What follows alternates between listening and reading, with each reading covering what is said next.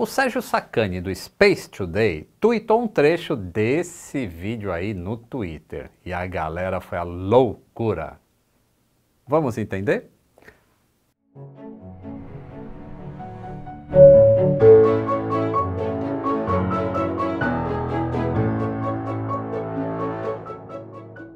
Saudações aeronáuticas, tudo bem com vocês?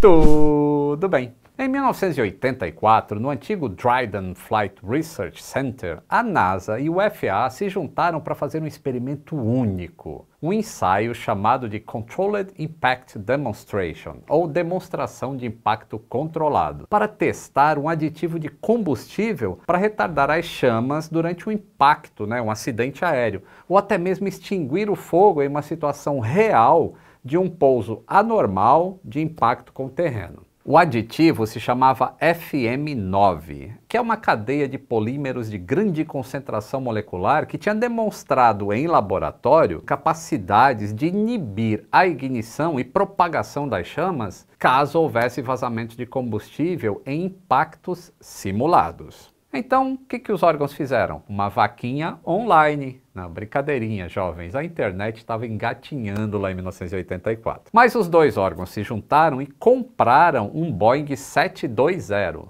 É isso mesmo que você ouviu, 720. Se você quer conhecer a história, assista aqui o episódio 707 aqui no canal. Esse Boeing 720, que é um quadrimotor precursor do 707, seria a cobaia para testar o impacto de um pouso sem controle, apesar do teste se chamar impacto controlado. Ele foi todo modificado para que fosse pilotado remotamente e caísse em direção a várias estruturas de aço montadas no leito do deserto da base aérea de Edwards. Uma pista quase sem fim, onde muitos testes são feitos até hoje. A função dessas barras de aço era cortar as asas para causar o vazamento de combustível e ver a ação desse retardante FM9. Bem, o único problema é que esse aditivo não podia ser misturado diretamente ao querosene que ia para os motores do avião, pois poderia causar ou entupimento de filtros, ou funcionamento errado do motor, ou até apagamento. Então eles inventaram uma trozoba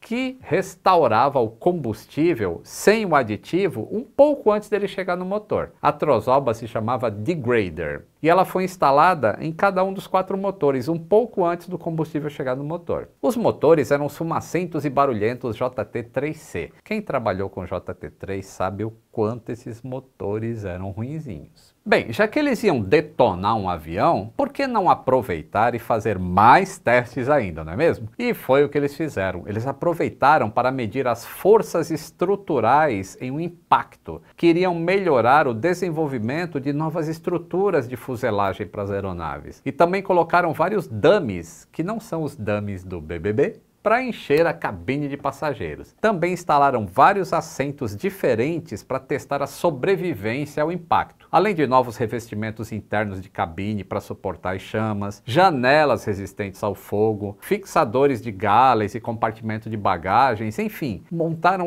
um arsenal completo de coisas que a gente usa hoje em dia e que foi desenvolvido usando os resultados desse teste. Só que o teste principal deu ruim.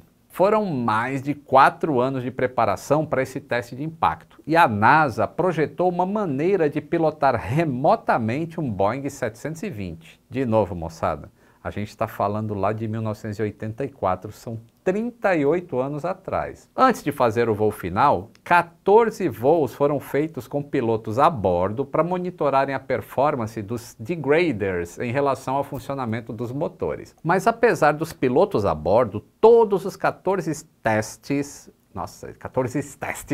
foram pilotados remotamente, incluindo 10 decolagens e 69 aproximações para o pouso, com 13 pousos nessa pista de teste. Mas, como já dizia o filósofo do futebol, treino é treino e jogo é jogo. Na manhã do dia 1 de dezembro de 1984, o Boeing 720 decolou com 34 toneladas e meia de combustível modificado, para um voo de apenas 9 minutos. Os dummies tremiam de medo lá dentro do avião. Após a decolagem, acompanhado por chase planes, que são esses aviões que ficam acompanhando aviões em testes e ao mesmo tempo filmando tudo, o Boeing subiu para 2.300 pés com uma curva à esquerda logo depois da decolagem. O planejamento do voo era pousar com os trens de pouso recolhidos em uma pista de pedrinhas especialmente preparada no deserto, com várias marcações científicas e câmeras filmando tudo. A intenção era pousar com as asas niveladas bem no centro da pista, para que a fuselagem ficasse intacta, enquanto as asas seriam cortadas pelas vigas de aço chumbadas no piso do deserto. O início da aproximação foi perfeito, com um ângulo de 3,8 graus de rampa. Quando atingiu a altitude de decisão de 150 pés, grosseiramente aí 50 metros, o piloto remoto percebeu que o avião estava um pouco à direita do caminho planejado e parecia para ele que tinha altitude suficiente para manobrar de volta para o centro, que é esta linha desenhada no chão aí, ó. Todos os computadores de dados estavam gravando tudo e haveria um impacto conforme planejado.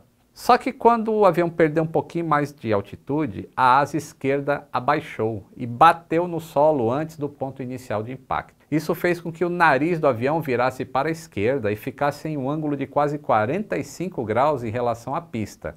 E as vigas estavam ali no meio, que eram para rasgar as asas, entenderam? E elas vieram se aproximando e, como resultado, uma das vigas atingiu em cheio o motor 3 lá na asa direita, causando um enorme vazamento de combustível que imediatamente se inflamou. Vocês lembram do degrader? Então, o combustível que inicia essas chamas todas está sem o aditivo, que é para o motor poder funcionar. O combustível dentro da asa é que tem o aditivo.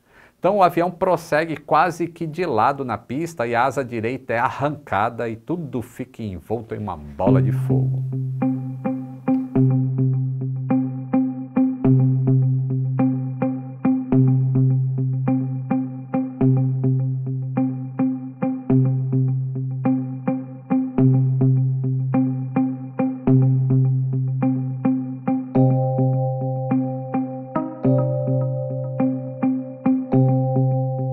Demorou mais de 1 hora para os bombeiros apagarem tudo.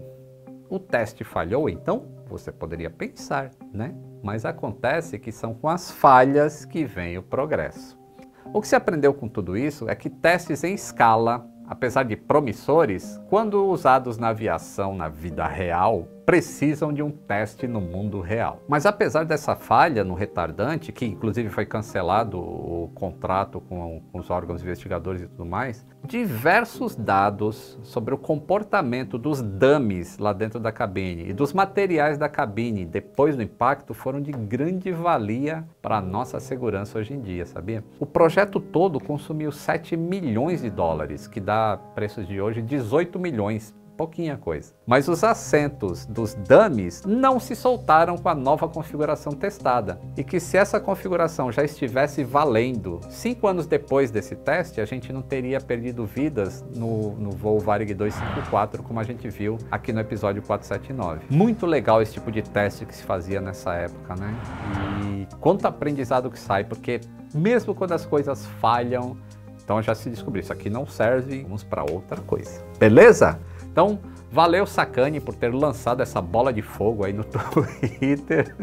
Se vocês curtiram, deixe o like, se inscreva no canal se não for inscrito, considere apoiar por apenas R$ 2,99 ou do dinheiro do país que você tiver. Um grande abraço e até o próximo voo.